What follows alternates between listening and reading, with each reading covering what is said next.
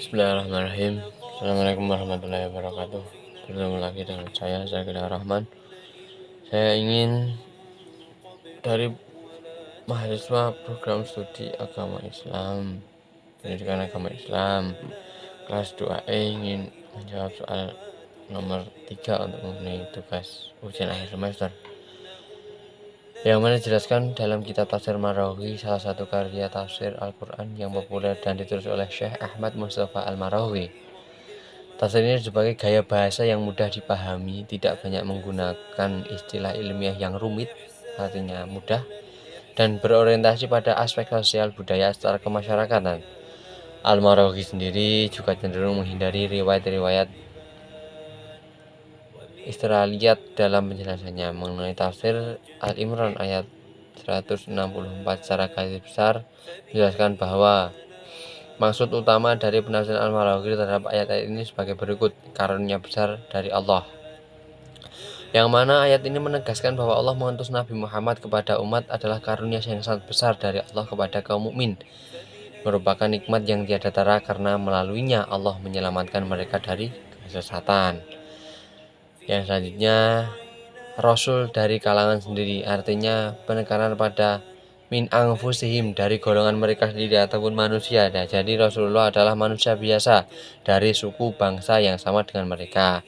Ini memudahkan mereka untuk memahami ajaran dan berinteraksi dengannya karena mereka sudah mengenali nasab, akhlak dan bahasanya.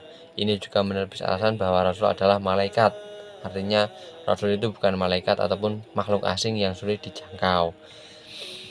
Tugas pokok Rasulullah yaitu membacakan kepada mereka atau membacakan kepada manusia ayat-ayat Allah. Berarti Rasulullah menyampaikan wahyu yang mana yaitu Al-Quran, baik lafal ataupun maknanya kepada umat Islam. Pondasi awal untuk memahami agama.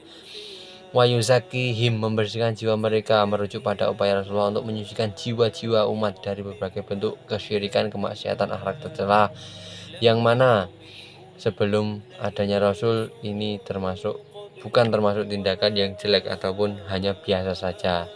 Nah, dari turunnya Rasul termasuk pembersihan jiwa yang melibatkan pendidikan moral dan spiritualitas. Wa yu'allimuhumul kitab wal hikmah, yang mana mengajarkan kepada mereka Alkitab dan Al-Hikmah, merujuk pada Al-Quran. Alkitab itu sendiri merujuk pada Al-Quran, sedangkan Al-Hikmah umumnya diartikan sebagai as-sunnah, perkataan, perbuatan, dan ketetapan Nabi. Tidak hanya menyampaikan itu, tapi juga mengajarkan cara memahami dan mengamalkannya. Kondisi sebelum kedatangan Rasulullah. Nah, pada ayat terakhir nih, wa in kanu min qablu lafi dhalalim mubin.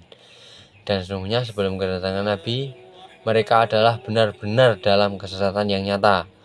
Menjelaskan kondisi umat Islam sebelum diutusnya Nabi Muhammad SAW. Dalam kondisi umat Islam dalam kebodohan, kesesatan akidah, moral yang rusak, dan tanpa petunjuk yang jelas dari Allah.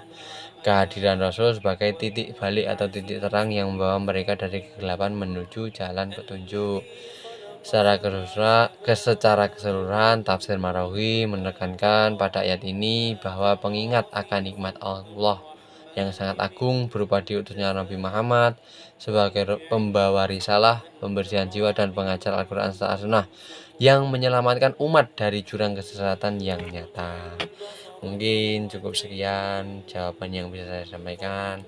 Kurang lebihnya mohon maaf. Wassalamualaikum warahmatullahi wabarakatuh.